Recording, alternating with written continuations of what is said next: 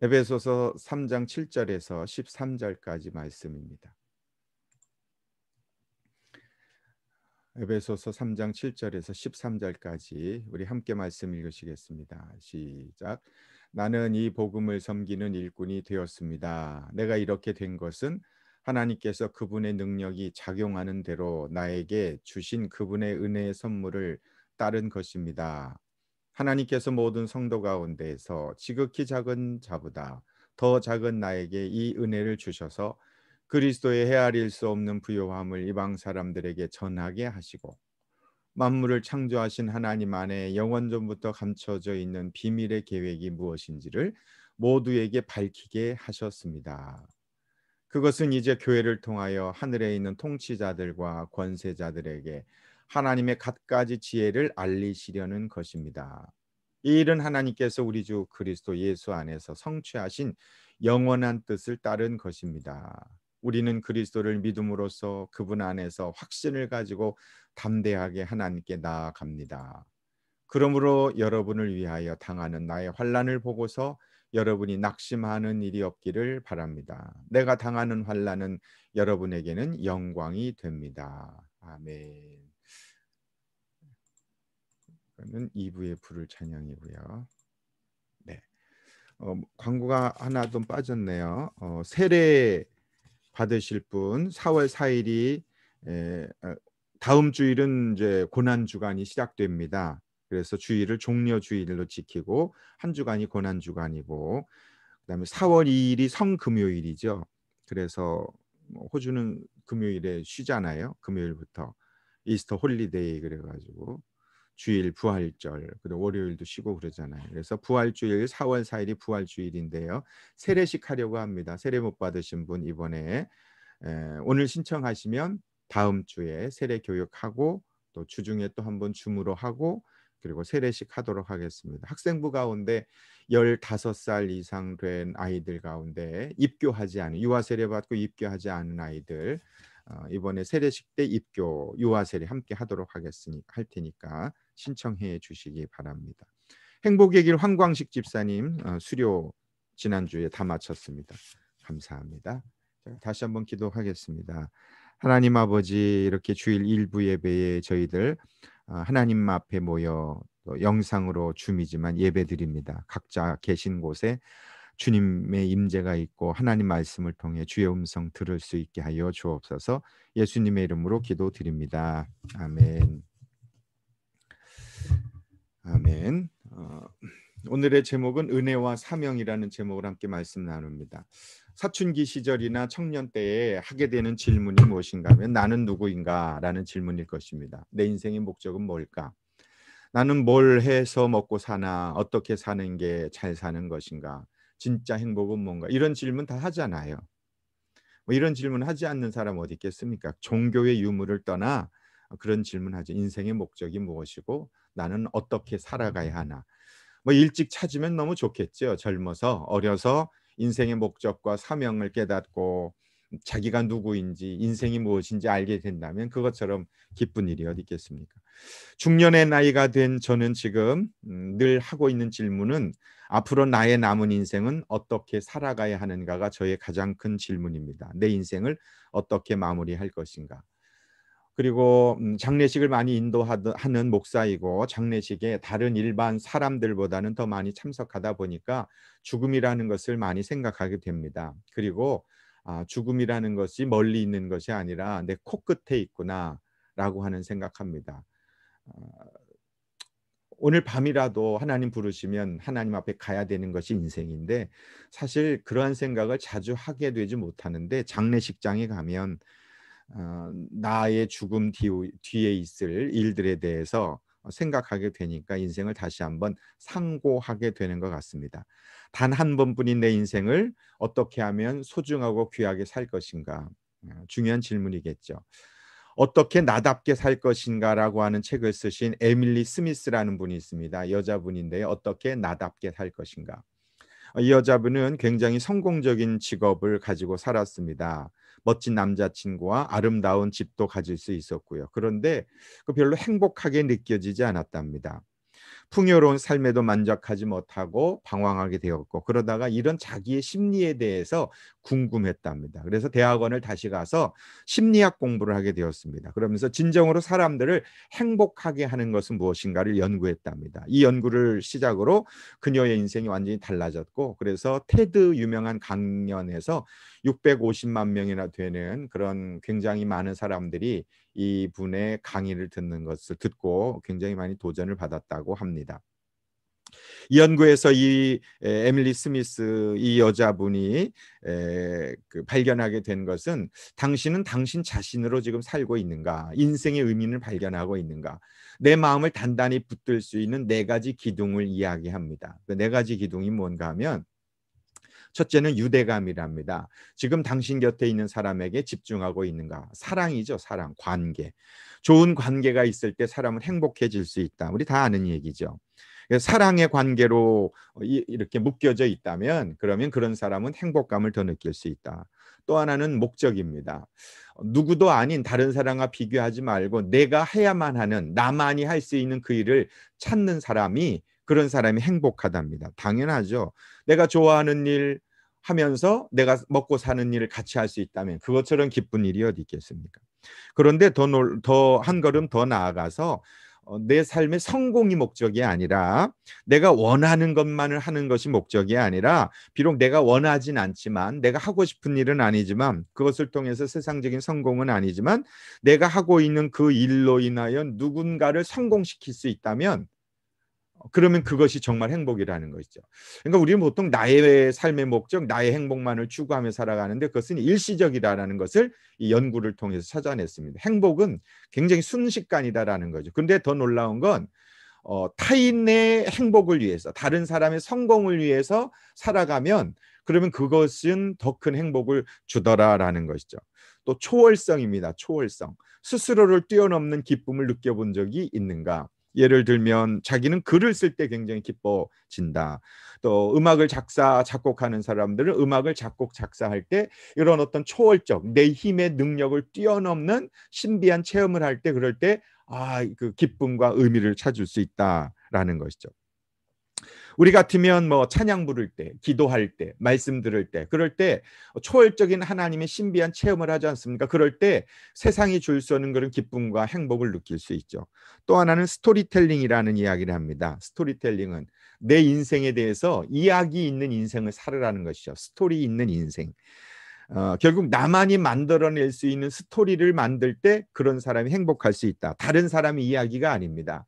다른 사람의 이야기를 듣고 감동할 일이 아니라, 내가 내 인생 속에서 만들어져 가고 있는, 만들어져 주시는 하나님의 그 놀라운 나만의 이야기, 그것을 찾을 때 그런 사람이 행복할 수 있다라는 것을 그는 연구를 통해서 발견했다. 그러면서 이야기하기를, 사람은 의미가 사라지면 굉장히 고공감을 느낀다는 거죠. 쓸쓸하다, 허무하다, 허전하다. 그러니까 내 삶이 사람과의 관계 속에서, 또 누군가의 그 인생의 목적을 추구하지 않고, 다른 사람뿐만 아니라 나 자신에게 초월적 경험이 없고 내 인생의 이야기가 없을 때, 그런 사람은 아무리 돈이 많고 성공을 했어도 허무함을 느낄 수밖에 없다라는 거죠.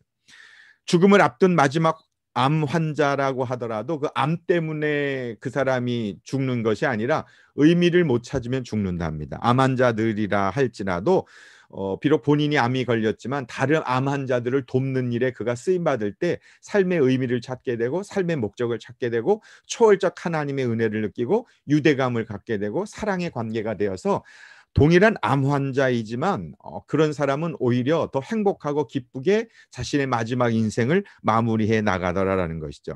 내가 가지고 있는 사람을 은사를 통해서 섬기고 헌신하고 봉사할 때 결국은 우리는 행복할 수 있다. 그래서 내게 있는 돈, 내게 가지고 있는 능력, 시간, 이걸 가지고 나만의 기쁨만을 위해서 추구하며 살아가는 사람은 결코 행복할 수 없다. 삶의 의미를 깨달을 수 없다라는 거죠.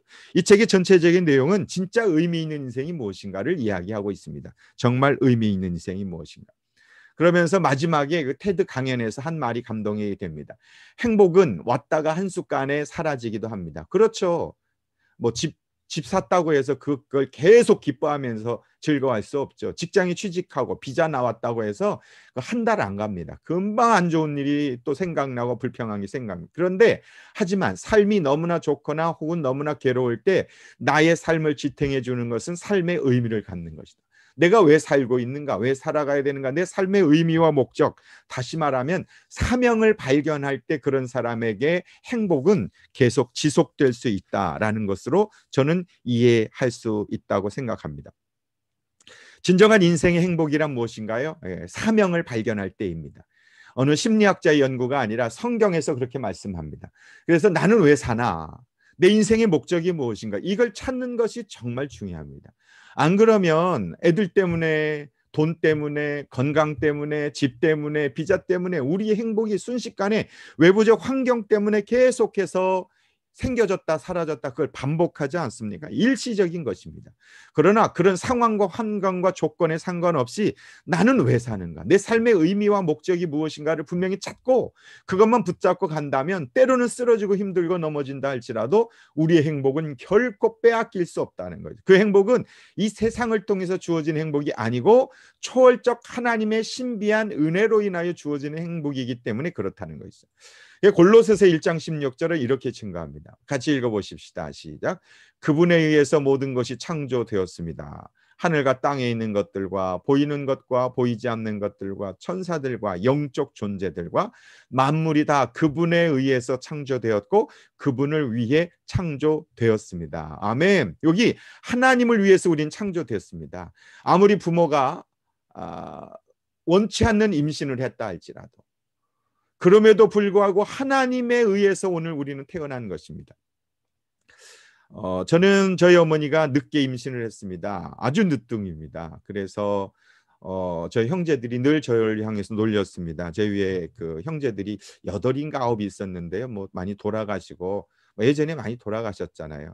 그래서 다 뭐 3, 4년 뒤에서 호적에 올리고 그랬지 않습니까? 뭐 시골에 있다가 소팔로 가다가 뭐 가서 호적 올리고 뭐 그렇게 하는 것이 보통이지 않습니까?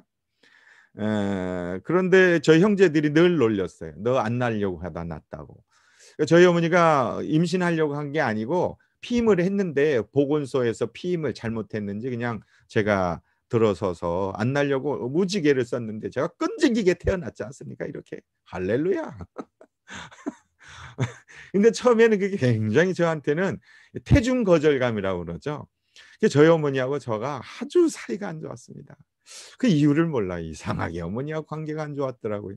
나중에 철이 들어서 우리 어머니 사랑합니다 이러면서 이제 가서 말씀드리고 어머니 저 낳고 싶어서 낳죠? 이렇게 일부러 물어보기도 하고 그러면 저를 참 사랑해 주시고 마지막 요양원에서도 이렇게 쓰다듬으면서 아유 손도 크다 눈도 크다 이렇게 잘생겼다 이렇게 칭찬 많이 해주시고 천국 가셨습니다.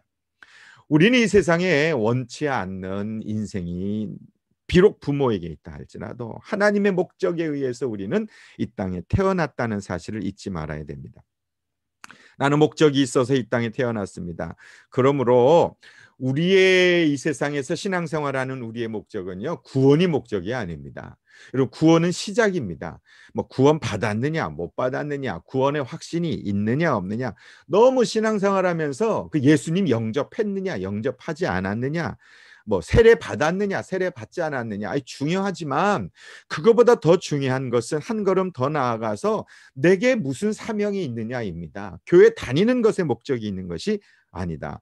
신앙생활하면서 구원받는 것은 시작에 불과합니다. 구원이 신앙생활의 목적이 아닙니다. 구원받은 자의 삶은 어떠한 삶이어야 하는가?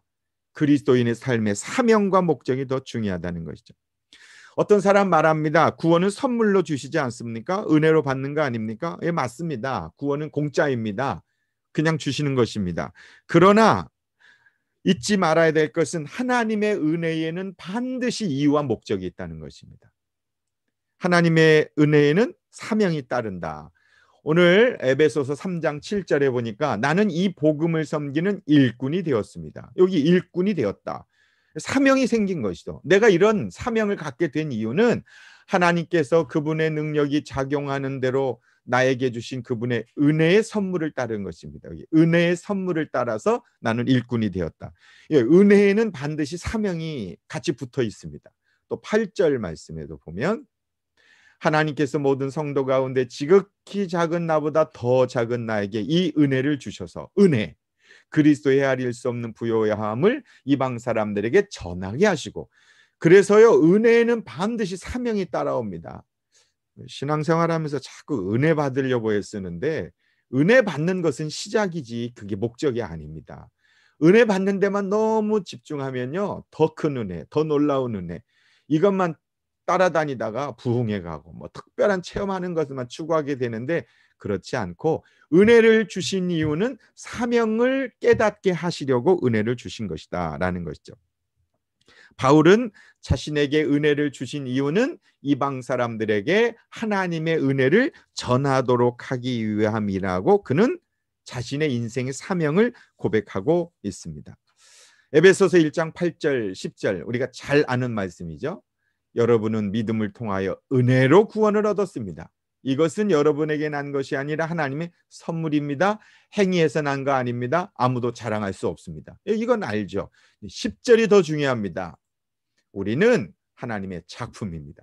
선한 일을 하게 하시려고 하나님께서 그리스도 예수 안에서 우리를 만드셨습니다. 하나님께서 이렇게 미리 준비하신 것은 우리가 선한 일을 하며 살아가게 하시려는 것입니다. 이게 우리의 인생의 목적입니다.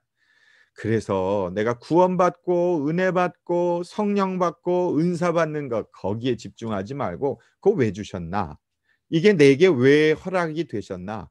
뭐 은혜라고 하면 뭐 하나님의 은혜에 뭐 흔히 생각할 수 있지만 그것보다 내게 주어진 많은 감사의 이유와 조건들, 살아있음, 숨쉬고 있음, 호주에 살고 있는 것, 건강한 것 이런 다 하나님의 은혜 아닙니까? 이런 은혜를 왜 주셨나? 선한 일을 하게 하시려고 선한 일을 하며 살아가게 하시려는 것입니다. 그럼 선한 일은 무엇인가? 내 인생의 사명은 무엇인가? 바울은 이렇게 고백합니다. 나는 왜 사나? 내 인생의 목적은 뭔가? 첫째는요. 하나님의 사랑을 전하는 사명이 내게 주어졌다. 하나님의 사랑을 전하는 사명. 조금 전에 보신 하나님께서 모든 성도 가운데 지극히 작은 자보다 더 작은 나에게 은혜를 주셔서 그리스도의 헤아릴 수 없는 부요함을 이방 사람들에게 전하게 하시려고 하나님 내게 은혜를 주셨다. 하나님 모르는 사람들에게 예수님을 전하는 것 그것이 우리를 구원해 주신 이유와 목적입니다. 예수님 영접하기 이전과 영접한 이후엔 우리의 삶을 한번 생각해 보면 얼마나 많이 달라졌는지 몰라요. 제 생각을 해도 예전엔 과거에 수치스러운 죄 때문에 괴로워하고 걱정하고 그러다 보면 병이 생기고 내가 이 죄 져서 천벌 받는 거 아니야? 두려움 속에 살게 되는 거죠. 근데 지금은 내 모든 죄가 용서함 받고 하나님의 자녀가 되었다는 것 때문에 뭐 걱정이 전혀 없는 것은 아니지만 있을 때마다 하나님이 나를 은혜로 구원해 주셨지. 그 구원의 은혜 속에 새로운 용기와 힘을 갖게 됩니다. 예전에 불면증으로 약도 먹어야 하고 위궤양 약도 먹어야 되고 우울증 약도 먹어야 하고 그랬는데 다시 한번 주님의 구원의 은혜가 감격하게 되니 하나님이 내 삶을 책임져 주실 거라는 믿음으로 신뢰하며 살게 되죠. 이제는 어려움이 있어도 하나님 날 도와주실 것입니다. 하나님이 나의 인생을 책임져 주실 것입니다. 라는 믿음을 가지고 살게 됩니다. 이러한 하나님의 은혜를 나 혼자 누리기 사는 것이 아니라 그 은혜를 모르는 사람들에게 전하게 하시려고 나와 같은 죄인, 나와 같은 하나님의 은혜를 받을 자격이 전혀 없는데도 베풀어 주신 은혜 때문에 살아가고 있음에 대한 이 감사 이것들을 주변 사람들, 이방 사람들, 주님 모르는 사람들, 하나님의 은혜를 모르는 사람들에게 전하는 것 그것이 바울의 사명이며 또한 우리의 사명 아니겠습니까? 뭐 제가 거의 매일 감사일기를 쓰는데 저라고 왜 감사한 것만 있겠습니까? 어떤 날은요 아무리 생각해봐도 마음에 그냥 분노가 가득하고 짜증이 나고 그래서 그냥 넘길 때가 많이 있습니다. 그러다가도 그 다음날 지나면 또 마음이 금방 가라앉고 그래도 한번 찾아보자 그러면서 감사한 것을 생각해 보면은요 그 가운데서 어제 저녁까지만 해도 아무것도 생각이 안 나는데 자꾸 또 생각나는 거예요. 그러면서 그걸 적으면서 그래 감사한 거 생각하고 살자. 하나님은 하실 수 있으시다. 하나님은 능력이 많으시다. 이런 믿음을 갖고 다시 한번 용기를 내어 하루를 또 살아가게 되는 것 같습니다. 하나님께 받은 은혜 중에 가장 큰 복이 있다면 하나님의 자녀가 되는 복일 것입니다. 앞서도 제가 말씀드렸지만 저희 아버지 어머니는 연세가 많으셨습니다. 저 초등학교 다닐 때 친구들이 어느 날 저희 아버지가 학교에 왜 오셨는지는 제가 잘 모르겠어요. 오셨는데 애들이 저기 너 할아버지 오셨어. 나가보니까 전 할아버지가 안 계시거든요. 만난 적이 없는데 웃돈 할아버지 오셨더니 저희 아버지가 거기에 계시더라고요. 그때부터 저는 알았어요. 아, 우리 아버지는 나이가 많구나. 생각해 보니까 다른 애들의 아버지는 진짜 젊더라고요. 그래서 그다음부터는 아버지가 이렇게 저희 집을 가다 보면 저희 논을 지나가야 되는데 거기 뭐 일하고 계시면 저쪽으로 돌아가지고 이렇게 가고 그랬어요. 아버지가 연세가 많으시다는 것이 너무너무 부끄러운 거예요. 나중에 철이 들어서 그런 연세가 많으심에도 불구하고 막내 아들인 저를 너무너무 사랑해 주셨다는 그 아버지의 사랑을 뒤늦게 깨닫지만 한 번도 아버지한테 사랑합니다, 감사합니다 이렇게 말하지 못하고 그렇게 세상을 떠나신 그런 아쉬움과 안타까움이 있죠. 그 뒤로 하나님을 아버지라고 부를 수 있다는 사실이 얼마나 감격스러운지 모릅니다. 아버지 없이 살아가던 저에게, 아버지 없는 고아와 같은 저에게 하나님은 저에게 아버지가 되어주셔서 배고플 때 아버지에게 하나님 아버지 배고파요, 돈 필요해요. 그러면 하나님께서 그때그때마다 공급해 주시는 거 하나님의 사랑. 그래서 하나님을 아버지 하고 부를 수 있는 그 세 글자 아버지 그 한마디만 해도 이 세상에 그 무엇이 없다 할지라도 그것처럼 큰 기쁨과 은혜가 어디 있겠습니까? 특권이죠.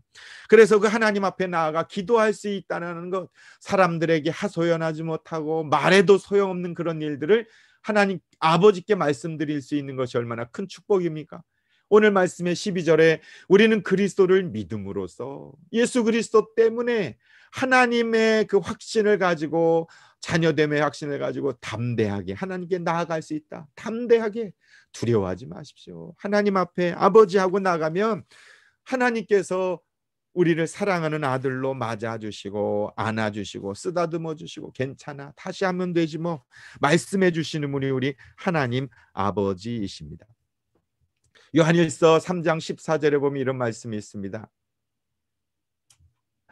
우리가 하나님에 대하여 가지는 담대함은 이것이니 곧 우리 무엇이든지 우리가 하나님의 뜻을 따라 구하면 하나님은 우리의 청을 들어주신다는 것입니다. 아멘.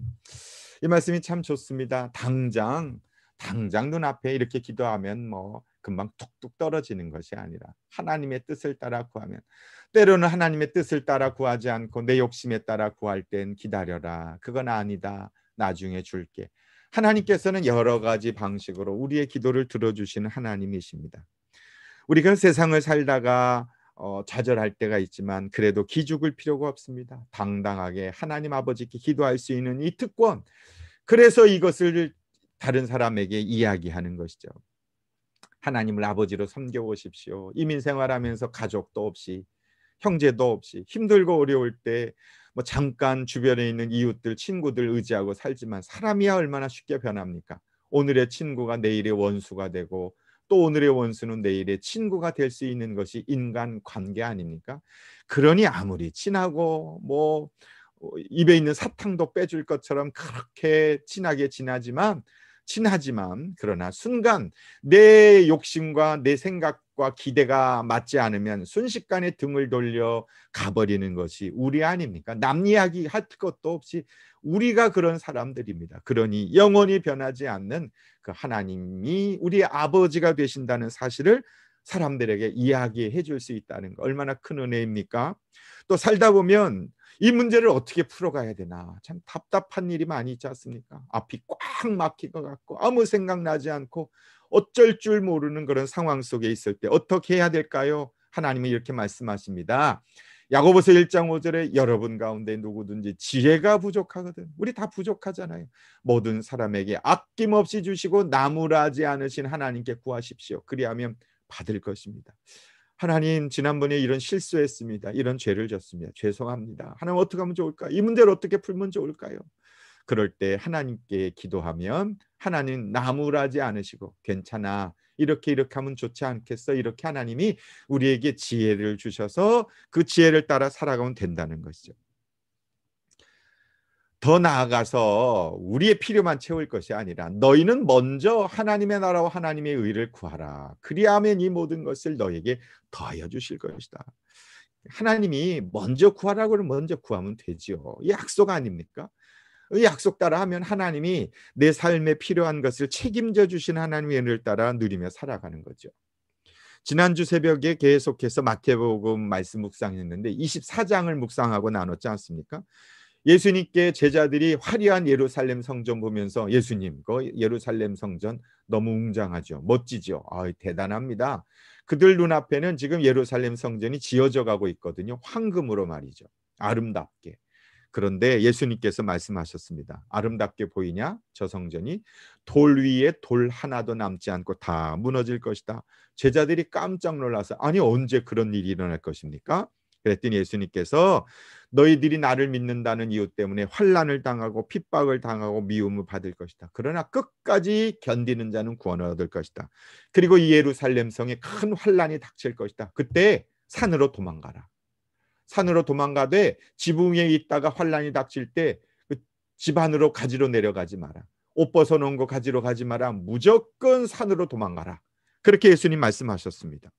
그런데 예수님이 부활 승천하시고 나서 40년 후, 약 35년, 40년 후에 로마의 디도 장군이 예루살렘을 포위하고 무려 1년이 넘도록 6개월이 넘도록 그렇게 포위한 다음에 아무도 들어가지 못하도록 해서 10,000명이 예루살렘 성에 굶어 죽었답니다. AD 70년의 이야기입니다. 역사에 의하면 20만 명이나 되는 유대인들이 포로로 끌려갔답니다. 10,000명이 굶어 죽었고 심지어는 너무 배가 고파서 자기 자식을 잡아먹는 일까지 생겼다고 합니다.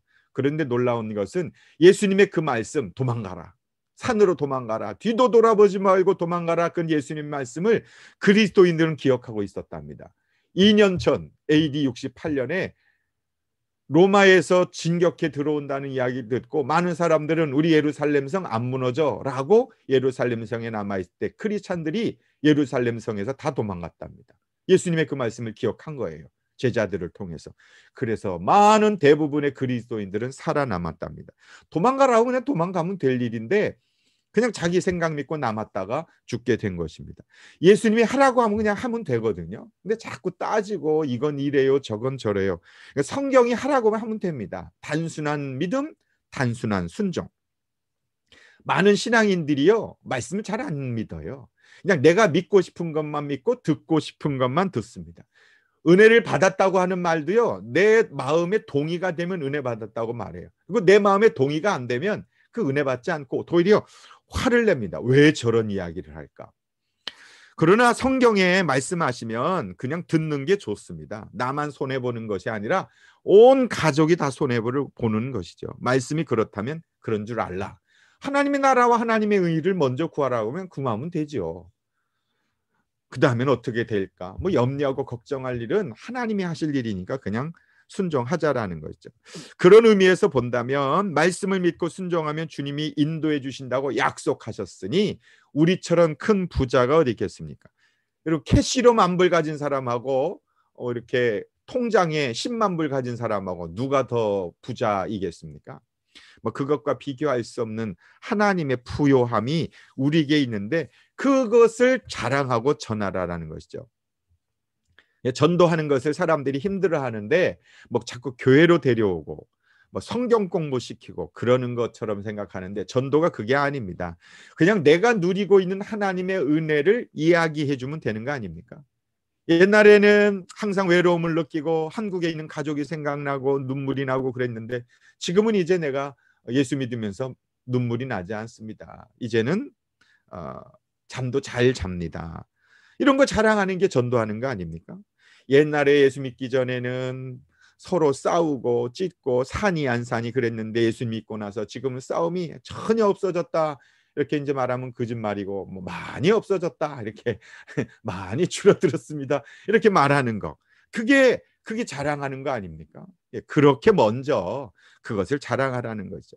정말 주님을 영접했으면 크고 작건 하나님이 우리에게 베푸신 은혜가 있습니다. 축복을 맛보고 있습니다. 그러한 것을 평생 교회 다녀도 모르는 사람들에게 나누어 보십시오. 이번 주 중에 한번 단 한 명만이라 얘기라도 한번 문자라도 내게 베푸신 하나님의 감사가 있으면 한번 문자로 보내보십시오. 신기한 건 지난 목장 모임 때 우리 목원 중에 하나가 한국에 있는 자기 친구에게 그 친구에게 감사한 거를 써서 보냈대요. 그랬더니 그 친구가 깜짝 놀라면서 너 무슨 일 있냐고, 왜 나한테 이렇게 갑자기 나를 칭찬하자 하냐고 그러더니 자기에게 똑같이 감사한 걸 자기를 칭찬해서 보내서 자기가 너무 신기했다는 거예요. 우리 목장의 VIP인데 한번 해보십시오. 누군가 생각나가던 그 사람에게 감사한 거, 칭찬 한번 문자로 보내보십시오. 오면 감사하고 또 안 와도 상관없고, 이번 주간에 한번 주님 모르는 사람 한 명을 집으로 초청해서 한번 식사 섬겨보시면서 하나님이 내게 베푸신 은혜와 사랑을 나누어 보시는 것, 그것이 선한 일을 위하여 지으신 받았다. 그것이 우리의 사명이다라는 것이죠. 그리고 마지막으로는 하나님의 지혜를 따라 살아가는 것이 사명입니다. 10절에 그것은 이제 교회를 통하여 하늘에 있는 통치자들과 권세자들에게, 교회를 통하여 하늘에 있는 통치자 권세자들은 악한 영들을 말합니다. 하나님의 갖가지 지혜를 알리시려고 우리를 구원해 주셨습니다. 우리의 사명은요, 하나님의 지혜를 따라 살아가는 사명이 우리에게 있다라는 것이죠. 세상은 악한 영이 지배하고 통치하고 있습니다. 에베소서 2장 2절에 보니까 그때 여러분은 허물과 죄 가운데서 이 세상의 풍조 따라 살고 공중의 권세 잡은 통치자 곧 지금 불순종의 자식들 가운데서 작용하는 영을 따라 살았습니다. 악한 영이죠. 예전에는 마귀의 이끌림 따라 그게 죄가 죄인지도 모르고 살아왔습니다. 그런데 지금은 하나님의 은혜로 구원받고 하나님의 지혜를 따라 살아가게 되었습니다. 하나님 모르는 사람들이 만든 모든 미디어, 영화, 소설, 음악, 이런 모든 것들 가운데 많은 악한 영향이 있습니다. 죄를 미화합니다. 죄를 지으면서 살아도 큰 문제가 되지 않습니다. 영화를 보면요, 드라마를 봐도 그래요. 요즘은 불륜을 너무도 당연한 것처럼 그렇게 미화하지 않습니까? TV 드라마를 봐도 아내가 있는데, 남편이 있는데 다른 남편, 다른 아내와 교제하고 그러는 것이 아주 아름답게 그렇게 보여지고 있습니다. 그래서 마치 그렇게 하지 아니하면 세상의 문화에 뒤떨어진 사람들처럼 취급되고 있지 않습니까? 폭력을 쓰는 사람을 굉장히 미워하죠. 조직폭력배가 얼마나 많이 미화됩니까? 그래서 그런 조직폭력배처럼 사는 것이 남자답게 사는 것처럼 보여지고, 그래서 그런 영화를 하면 막 1,000만 영화가 넘어가고 이 영화를 보는 사람들이 그렇게 스릴을 찾아서 목숨을 거는 사랑하는 것, 대상이 결혼 유무와 상관없이 아름답게 묘사하는 미디어, 음악도 마찬가지입니다. 잘 알아들을 수 없어서 가사를 잘 못 듣지만 요즘 그 아이들이 부르는 그 노래 속엔 욕설이 그대로 담겨져 있습니다. 돈에 대한 욕심, 돈을 버는 것이라면 수단과 방법을 가리지 않고 돈만 벌면 된다. 그런 것이 얼마나 아름답게 미화가 됩니까? 이것이 세상 사람들에게 있는 문화입니다. 제가 예전에 중국 천진에서 어느 교회에 부목사로 목회를 사역을 했습니다. 학생부를 맡아서 한 적이 있는데 한 남자아이에게 너는 꿈이 뭐냐? 이렇게 이제 물어봤어요.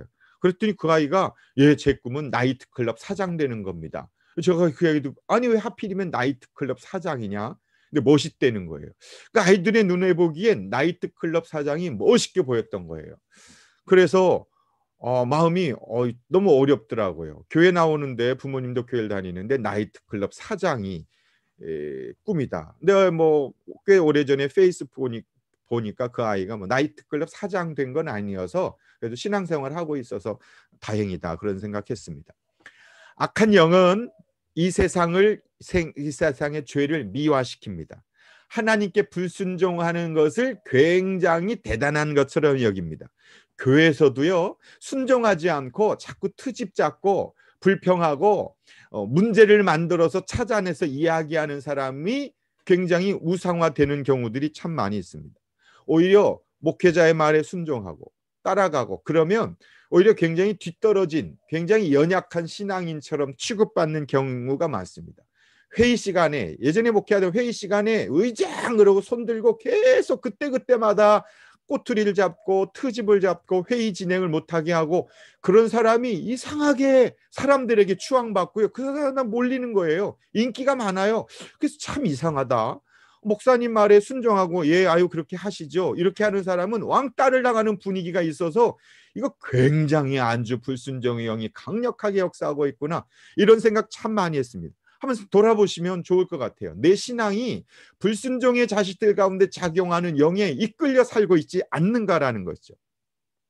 세상에서는 힘이 있어야 승리한다고 말합니다. 그런데 우리는 세상을 향해 그거 아니다, 힘이 있어야 승리하는 것이 아니라 하나님의 지혜가 있어야 승리한다.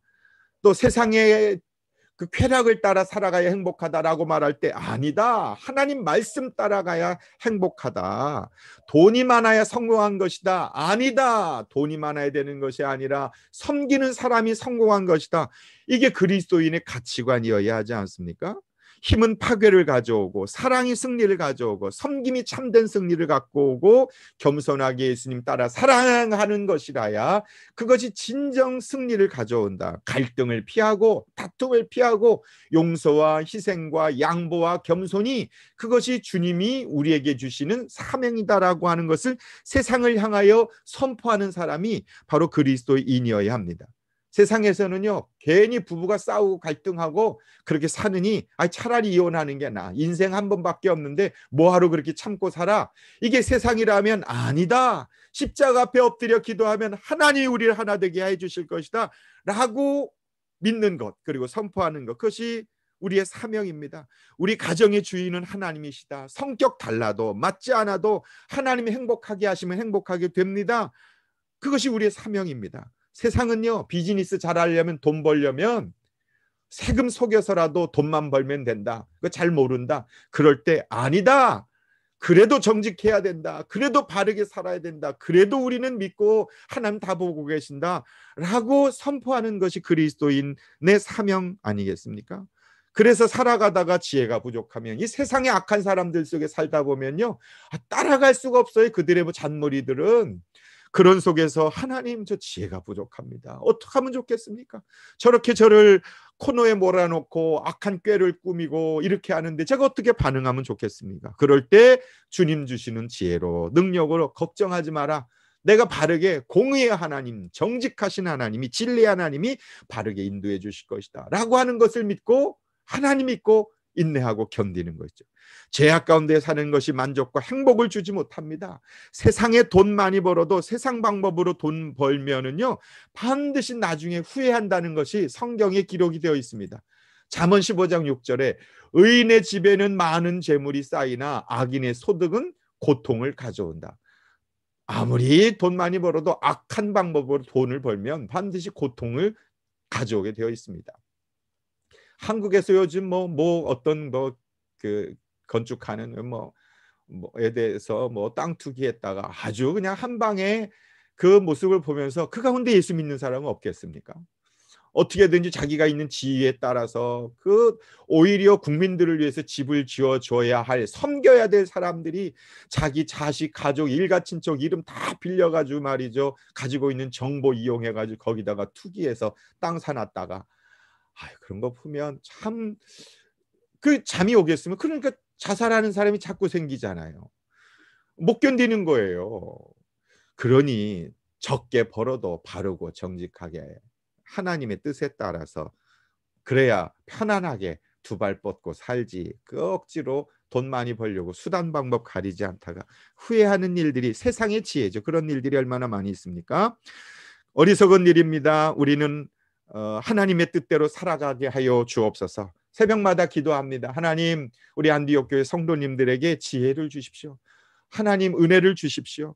하나님의 말씀대로 살아가는 사람들에게 하나님 복을 주십시오. 머리 될지언정 꼴이 되지 않게 하시고, 주님 섬긴다고 하는 사람들의 가정과 비즈니스 하나님 지켜주십시오. 하나님 이름 땅에 떨어지지 않도록 붙잡아 주십시오. 하나님이 내게 주신 작은 분야에서도 그래서 의미 있게 목적을 가지고 초월적 능력으로 섬김의 삶을 살아갈 수 있도록 도와달라고 계속 저는 기도하고 있습니다. 하나님이 반드시 그렇게 해주실 줄로 믿습니다. 그러므로 여러분에게 맡겨진 사명이 무엇인지 한번 찾아보십시오. 그래서 큰 은혜 받은 사람은요, 큰 사명을 깨닫습니다. 작은 은혜 받으면은요, 사명을 별로 깨닫지 못합니다. 주님 주신 은혜가 너무 크고 감격스러워서 내가 어찌하면 주님 위해서 살아갈까 고민하고 결단하게 됩니다. 한번 시도해 보십시오. 실패를 두려워하지 말고 하나님의 능력을 의지하고 여러분에게 허락해 주신 사명이 무엇인지 한번 찾아보실 수 있기를 바랍니다. 말씀 맺습니다. 하나님께 받은 가장 큰 은혜는 무엇입니까? 뭐가 가장 큰 은혜입니까? 뭐 구체적으로 한번 생각해 보시면 좋을 것 같아요. 감사한 거. 내 인생의 사명은 무엇이라고 생각합니까? 앞으로 어떻게 살고 싶으십니까? 한번 이번 주에 인생 사명 선언문을 한번 만들어 보시면 10가지만 만들어 보면 좋을 것 같아요. 하나님, 저 이렇게 살고 싶습니다. 그래서 그것을 놓고 한번 하나님 앞에 기도하면서 뭐 인생의 버킷리스트라고 할까요? 내 남은 인생 하나님 앞에 이렇게 살고 싶사오니 하나님 좀 도와주십시오 라고 기도하면, 하나님께 구하면 하나님 들어주신다고 약속하셨으니 마지막 순간에 한번 적어보고 기도하면서 언젠가 그 버킷리스트를 펼쳐보았을 때 하나님이 이루어 주신 그 은혜들을 감사하며 주님께 나아갈 수 있는 우리 모두 되었으면 좋겠습니다. 기도하겠습니다. 우리에게 은혜를 주신 이유는 사명을 깨달아 알게 하시기 위해서입니다. 은혜 받은 것으로 만족하지 말고 사명 깨닫고 사명 이루며 의미 있게 살게 하여 주옵소서. 세상의 심리학자도 의미 있게 살려면 목적이 분명해야 되며, 그 목적은 누군가를 섬기고 의미를 깨달을 때, 그럴 때 행복하다고 했는데, 하물며 하나님의 그 말씀이 오늘 우리에게 은혜가 있으면 사명도 크다라고 말씀하신 거 붙잡고 이번 한 주간에 사명 깨닫고 사명을 발견하고 사명을 이루며 결단하고 선택하며 살게 하여 주옵소서. 예수님의 이름으로 기도드립니다. 아멘. 아멘. 감사합니다. 예물 드리